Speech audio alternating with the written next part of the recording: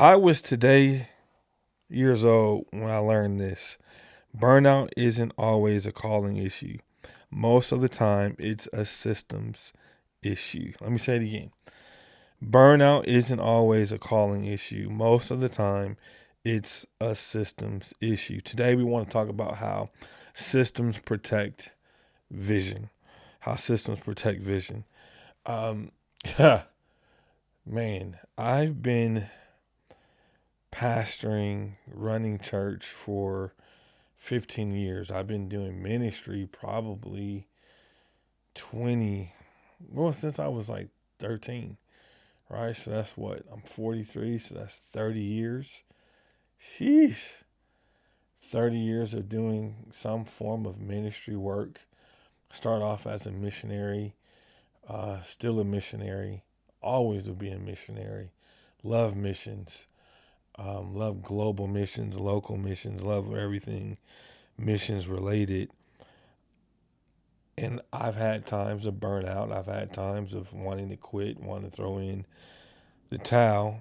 And it was never really an issue of being called. It was really an issue of I didn't have proper systems. And I think systems are really important because systems help make the vision keep going. We're just going to take our time and break this down, but um, a lot of times when we say we're burnt out, it's because like we're doing so much, right? And or I'm doing the wrong thing, and I'm just getting burnt out and everything, and like passion is waning, and you think passion can carry the weight of the vision, but passion without structure won't sustain anything. Matter of fact, the vision can't be sustained if there's no structure. You can have passion, but if you don't have structure with that passion, the vision can't be sustained. Matter of fact, if you have tons of passion, no structure, what's going to happen is you're going to get exhausted. And that's happened to me more times than I can count. I've gotten exhausted because there were no systems. Tons of passion. I mean, tons of passion, but no systems. Like I could get so excited. I still do it till today, right? Till this day. I can get so excited. I can get so excited about an idea. Like an idea will pop in my head. An idea will just come up. Lord will drop something on me, and I think it's got to get done today. And I got so much passion behind it. And I start the thing. I launch the thing. The team doesn't really understand it fully, and they're like they're burnt, they're exhausted, they're burnt out before we even get like a week into it. And I can get so frustrated with them, and I get so frustrated with the team, frustrated with my family, frustrated with just life because I'm like, I've got this idea, I got this desire, I got this thing that I want to do, and I'm moving 100 miles a minute, and everybody's like, but we don't get it yet. We haven't understood it yet. Matter of fact, I can recall like our administrator, Nancy, love her to pieces. Shout out to Nancy. Everybody needs a Nancy in their life. I can remember one time I was running and she was like, Pastor, first of all, we're trying to understand your English, and then we're trying to understand what it is you want done. So it's like double barriers. First, not only are they trying to understand what I want them to do, they're trying to just simply understand my English. Because I've pastored overseas, and my English could be very fast and quick and American, and their English is very Namibian and in their Namibian ears and dialect and tones and vernaculars, and there's a barrier there, and so I'm running. I am off to the races. And they're like, dude, you're like 5 blocks ahead of us. We need to understand what your English. We need to understand what it is you expect of us. And and here's the thing is people can get you can get so far ahead, and I've done this in ministry and leadership. I can get so far ahead that the people that I'm leading are so far behind me because they just don't get it yet. They haven't caught the vision yet. And as leaders, we have to be willing to slow down. We talked about that in the last podcast about slowing down decisions. And I mean, this is kind of the same thing, just kind of moving, adding a little layer to that. we need to slow down and build better systems, because people want to run with us. People love our visions and love, what we want to do and what we want to accomplish and what God's placed us on earth for. There are people who God has ordained and created to get behind you and to run with you. But hear me, we need better systems. Like, everything needs a system. Like, as I'm starting out this podcast, I'm learning that I got to put together a system. Where does the cameras go? How do they get set up? How do I check this? How do I check that? How do the lights get set up? All of these things, I'm learning how to put all of that together so that I can have a better system, so this thing can run a whole lot better and easier. And so I'm not getting exhausted, like, oh, I got to set this up, I got to set that up. But when you have a system, it makes things easier. That's the honest truth. Systems make things easier. So systems don't cause bottleneck, and systems don't cause things to fall apart. Matter of fact, systems keep things going. And here's a crazy thing about systems. You set a system up, and just because you set it up doesn't mean that you walk away. You got to keep checking it to make sure that the system is still relevant for this season. The system is still relevant for where people are. Because like in the beginning phase of starting ministry, your system's going to look completely different than when you're well established 10, 15, 20 years. If you're rebuilding, if you're restructuring, your systems have to look completely different than when you first started the ministry, because you're restructuring the thing, right? You're redoing something. A lot of times we'll take one system, set it in place, and think it's going to run for 20, 30, 40 years. And that can be possible, but there has to be some tweaks that you have to make along the way, because the climate changes, people change, situations change, right? So if you're first starting off and you're like, well, you need to be a fellowship member for 1 year before you can start serving. Well, daggone it, you just started 3 months ago, so who you want to help do this audio? The guy that came today, or you're going to wait a year, right? So you have to make some adjustments to the system. And as you grow, then you can start putting those things in place. But here's one thing you can never get rid of and always need to have: heart. People who have heart are key in ministry. You can't replace heart. So you want people who've got heart, who have passion, and you just want to give them some structure, because you got some people who have heart. They will ride with you forever. They'll give you everything they got. They'll give you their arm, their knuckle, their head, hair, everything. They'll give you everything they got, and they've got the passion, they've got the desire, they've got the heart for you. But you got to give them some systems, because if you don't give them some systems, they will burn out. And because they're with you and they burn out, you'll get frustrated, like, man, you left me. And they'll get frustrated, like, oh, you hurt me, you did this, you did that. And it's like, man, if we just put some systems in place, some checks and balances, then we know where everybody is and can locate everybody, and we know how to check in, and we can make sure that people are getting proper rest and proper time with their family, because we can't run at 100 all the time, right?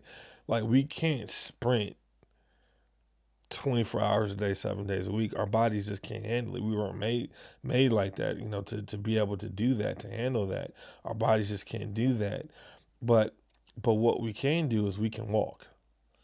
And that's why the scripture says, the Bible says, for we walk by faith, not by sight. It doesn't say that we run by faith, because you can't sustain running forever, but you can walk for a very, very, very, very, very long time. Like Adam and Eve, they walked with God in the cool of the day. Enoch, he walked with God, right? So you're always seeing that through the scripture, that people walked with God. So you need people to walk with the vision. That's what I've had to learn, that I had to get people to walk with me, right? We're on this journey together. It's not me by myself. We're doing this together. Hey, come on this walk with me. Come on this journey with me. Like, what are you learning? What are you gaining on this journey? Because we're doing this together. We're doing this together. Burnout, and get this, burnout usually isn't about obedience. It's about infrastructure. Meaning, and let's reframe this. Let's look at it different. Burnout is not because of a lack of faith. Burnout is not about weak calling, or burnout isn't even about God pulling back. Burnout is about too many decisions living in your head. Burnout is about too much depends on you. Burnout is about nothing catches the weight when life hits. Burnout is about saying, I don't have systems. Weak systems that will cause burnout. I mean, I look at my life and ministry, man, the times when I wanted to quit and give up and throw in the towel and say it is enough, it was when I had some wrong systems.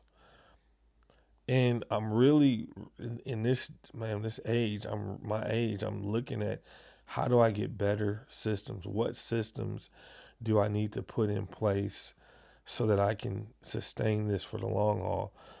Because what God's called you to do is important. And what God's called me to do is important. And because that is so important, I think the system is important to make sure it's sustainable and that it keeps going and it keeps going until Jesus comes back. Write this down. I wrote this down. You can write it down or make a note in your phone. Vision leaks when systems don't exist to hold it. Vision leaks when systems don't exist to hold it. I remember we did this 4-week men's training. So every week, the men in our church met and I ran it. I got all the food. I got set up everything, um, opened and closed the church. I did it. And then we finished the 4 weeks and it was phenomenal. Phenomenal 4 weeks. So many guys were blessed. I think we were averaging like 20, 30 guys a session. So many were blessed and learning and developing. And matter of fact, we did a movie night where about 100 men, we all went to the movies to see Top Gun. I preached and then we watched Top Gun and I paid for half of it. And then after that, we tried to keep it going. And then there was like only 4 guys showing up. And I realized, one, this is not my bread and butter. Like the men's ministry thing is not my bread and butter. Like I just don't. I know that's just not my grace, right? And I was like, wait a minute.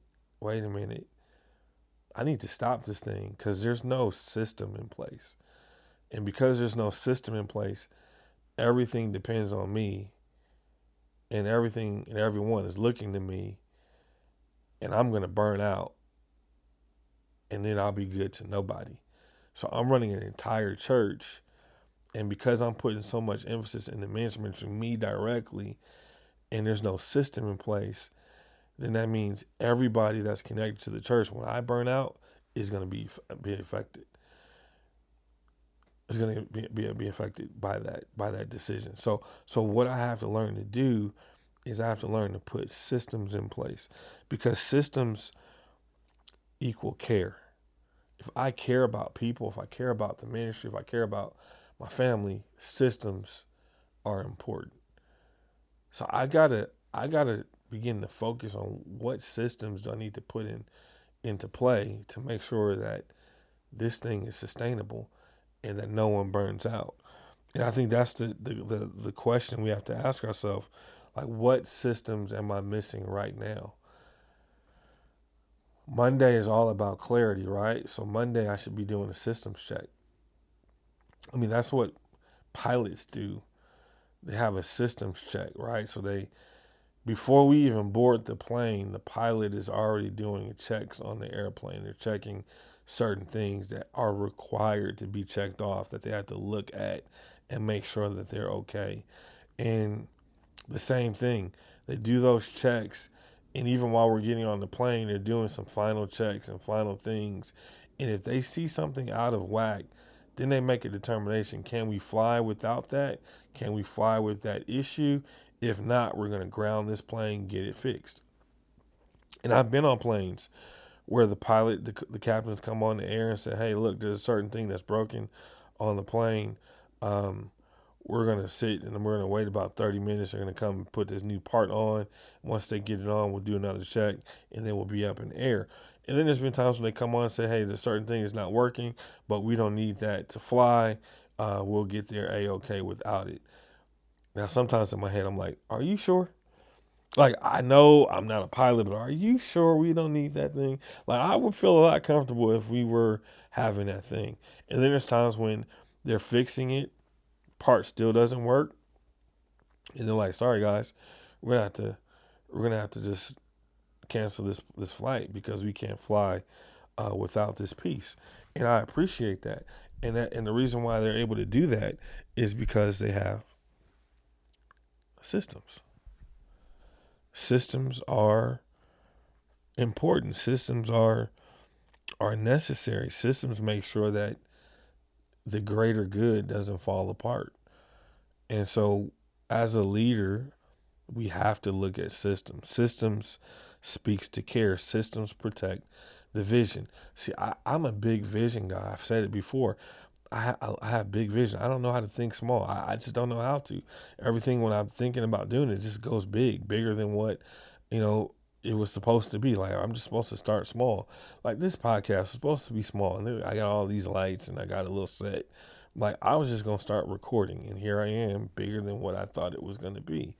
And I think it's going to get even bigger as we add more guests and start talking about more different things and having different discussions. But here's the thing: vision without structure just falls apart, man. Just people don't follow long, you know, when your structure is falling apart. And I can see that. I can see when people have left the church and walked away, and the people I thought would be with us for forever. And I'm like, man, that really wasn't a them issue.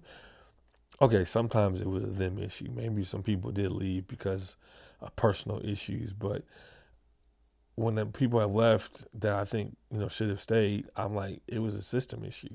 If we had fixed that system and put a system in place, we probably would have held on to them a little bit longer. And when I say held on to them, I mean they're God's people. They're gonna come and go as they please and as God is leading and whatnot. But I just think that certain systems can help you to maintain certain people. You know, God's going to bless you with people who are high impact volunteers, but if you don't have the right systems in place, you know, things are going to kind of fall apart pretty quickly. Not because people don't want to be there, it's just because there's a systems issue. And if we can work on our systems, we begin to see God, you know, move and sustain things in our ministry. So what systems are missing right now? And I've had to ask that question. Is it a communication system? Is it a delegation system, a scheduling system, a follow-up system, a decision-making system, rest rhythms, accountability? I remember my apostle, Dr. Price, he used to put, you know, his vacation was the first thing that he put on his calendar. So that was like a system. First thing on the calendar is vacation. I'm away here, and here. Don't touch it. Don't ask me. I'm not doing nothing. I'm not picking up the phone. I'm not responding to an email because I'm on vacation. Like, that has to be a system as well. Like, your rest is important. You need to prioritize rest, because as a leader, if you don't have rest, you're gonna burn out. Your body's gonna fall apart, and your body's gonna tell you sit down. And I'd rather have rest purposefully versus my body saying, I'm not moving, I'm not doing anything. I don't want that. I'd rather have rest now. And I've had to learn as a leader, like, rest. I'm still learning to rest. Like, my brain is forever going, and I need to learn how to shut that thing off. So I'll put on a television show and try to watch, you know, TV and get caught up in that story. And then I still find myself thinking again because they say something and it triggers a thought. So we have to have times of rest and times when we shut off, and that has to become a system. You know, communication needs to be a system. This is how we talk to people. This is how, you know, we follow up with people. This is how we schedule people. There has to be a system. Systems don't create boxes. Systems, and when I say boxes, meaning systems don't make things stuffy. Systems contains the vision, meaning it helps to contain all the great and amazing things that you don't want to lose, you don't want to miss out on. So those systems creates that container to say, hey, this vision won't spill out to where it falls apart. Everything's staying in its place because there's systems involved. Listen, systems don't stifle creativity because think about it. God created the heavens and the earth, but he had a system. First he did this, then he did this, then he did this, then he did this. On the seventh day, he rested. So God has a system. Everything has a system. The kingdom is a system. Tithing, there's a system. Giving is a system. God is a God of systems and order. So systems aren't bad. They aren't bad. I mean, your body has systems. There's a nervous system, right? There's a digestive system. Systems are necessary in order for life to be well. So you can buck the system, buck the system, and say I don't want systems. But even that is going to be a system of not wanting a system. Like you're strategically making sure that you don't have, but everything is a system. Life requires systems. So if everything relies on energy and energy alone and just excitement alone, collapse is only a matter of time. Like in any moment now, things are gonna fall apart because your energy is not the sustainer. I mean, think about it. If you looked at Usain Bolt running a 100-meter dash, man, he could not keep that speed up for 400 meters. Your body would fall apart. He would collapse if he was running that same speed in 100 meters, exactly the same way in the 400 meters. A one lap at that full speed, nah. When I was training, when I was running track and doing track, I couldn't do the 400. I was like, that's a man's race because you had to maintain speed and stamina, and you weren't going full speed, but you started off fast, then you maintained, and then you picked up your speed at the end. I was like, man, I am done. Right? I'm done. Why? Because energy can only last for so long. Like your body, you go to sleep. You gotta go to sleep. I mean, you're not up 24 hours a day. Sometimes you might try to be, but you try to get 8 hours of sleep, 5 hours of sleep, 6, 7 hours of sleep. Why? Because your body needs that time to rejuvenate itself. Same thing with vision. Structure keeps vision going. Structure motivates the vision. Structure supports and sustains the vision. And so a lot of you have vision. You have things that you want to do in your life. But what's the structure that you need to support the vision? What's the structure that you need to put in place to make sure that the vision goes for 10, 20, 30, 40 years, 50 years? What structure do you need to shift and change and tweak so that the ministry that's been around for 20, 30, 40, 50 years can go another 20, 30, 40, 50 years? If you don't tweak that system, guess what? Something else will be tweaked, meaning you burn out. People will start leaving. Church will begin to decline. The business will begin to decline. Why? Because you didn't make the necessary tweaks to the system to sustain it for the next generation. Because every generation sees things differently. Every generation approaches things differently. No, there's nothing new under the sun, but also what's new is housing looks different. So it's not like it's a new thing. Housing is still housing, but people are like, man, I travel more. I don't need a big house. I want an apartment. Climate's changed, right? People just don't want certain things. Or, the what was being built over there was so far away. We had to drive over there because it was the only one. And then guess what? Now they put one 5 minutes away from me. I don't need to go that far anymore. So the cleaners that was next door to the place where I went that was 20 minutes away, right? because I can go now 5 minutes away, I'm going to find a cleaners that's close as well because things change, systems change. So if you don't change your system with the climate and with the move of the people, guess what? You're going to get left behind. And I think that's where a lot of churches find themselves. They're getting left behind because you're not willing to make an adjustment with their systems. Our church, I believe, has been successful because we were willing to make adjustments to our systems as time went on, and being okay with looking wishy-washy even if we're just making an adjustment to the system because the climate's changed. Like, listen, if I'm teaching a discipleship class and nobody's coming, I need to change the system. Like, there are times when we hunker down and say, you know what, we're going to stay the course. But then there's sometimes where I just need to tweak the system. If I'm looking at the discipleship stats and I see nobody's finishing it, like I have 500 people that have gone through it, but they've not finished it. I need to start asking why. Is it too long? Is the class not convenient? Is it not at the right time?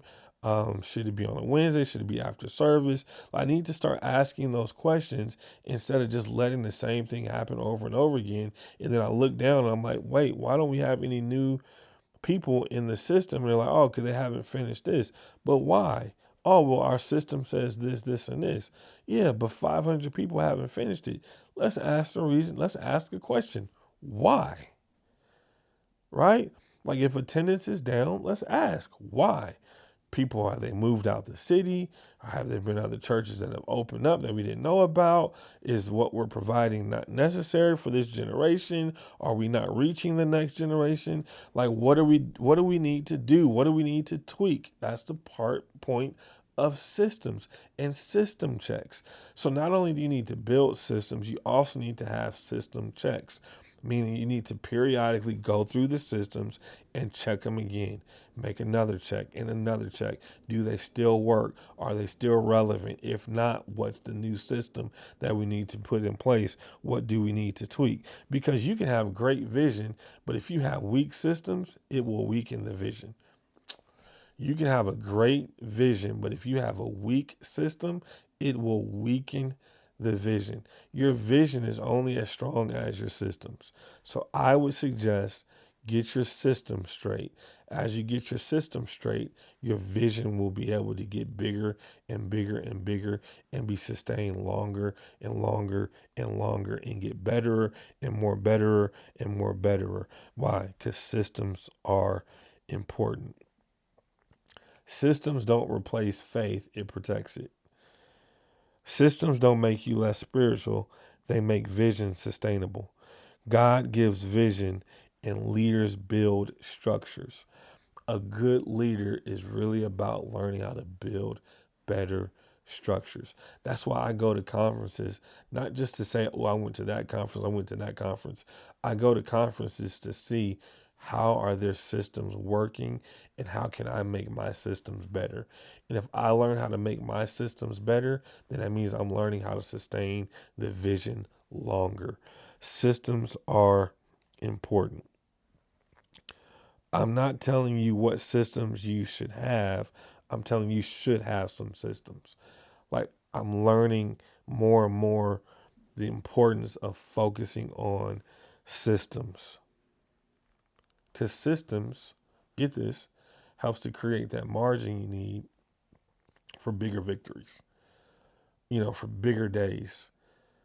Systems. There's evangelistic systems. There's assimilation systems. There's worship systems. There's giving systems. There's preaching systems. There's volunteer systems. Like if you start looking at all those systems within your church, it becomes healthier because you got healthy systems. A healthy church is a result of healthy systems.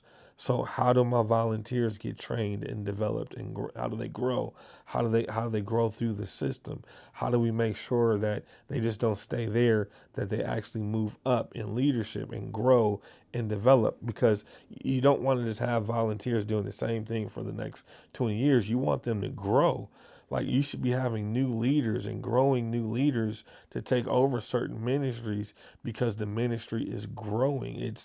is developing. Like you can have a person who's over the host team, but then you can have a sub leader that is over the host team for service one and over the host team for service two and service three. Like because the ministry is growing because the systems are growing. So systems are important. I can't say that enough. Like systems protects vision. You can have a great vision, but if you don't have the right system, man, it's gonna fall apart. And so if you need help with systems, let me know. Reach out to me, DM me, email me, bishop@experiencecoy.com, mike.amey@gmail.com. Like I got DM me on Instagram, Twitter, Threads, whatever. I can help you with systems because systems are important. So let's do this. Monday action. Today's Monday, right? Monday's about getting clarity, right? Sunday, vision happened. Monday, we're getting clear. We're getting some understanding. Let's strengthen one structure this week. Okay, not 10, not everything, just one, right? We're going to structure one. We're going to strengthen one structure this week. So take a structure that you have, write it down. Write that structure down, everything about it, and then name the weak point, and then decide one reinforcement for that week. Because I've learned reading Atomic Habits and different books that 1% is a good goal. If I can get better every week by 1%, if I can just do one thing better, 1% better every week, it compounds over a year. That 1% compounds crazy over a year, right?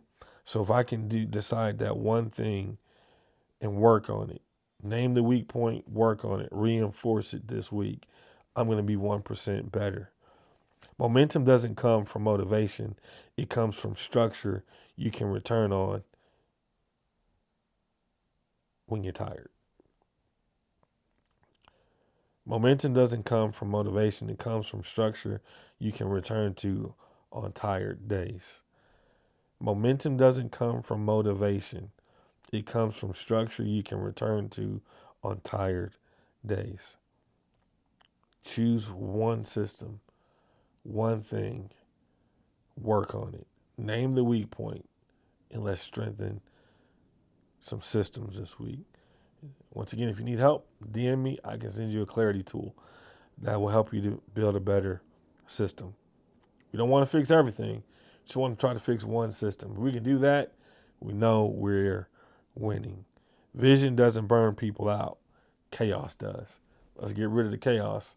Let's get some structure. Let's sustain some amazing visions.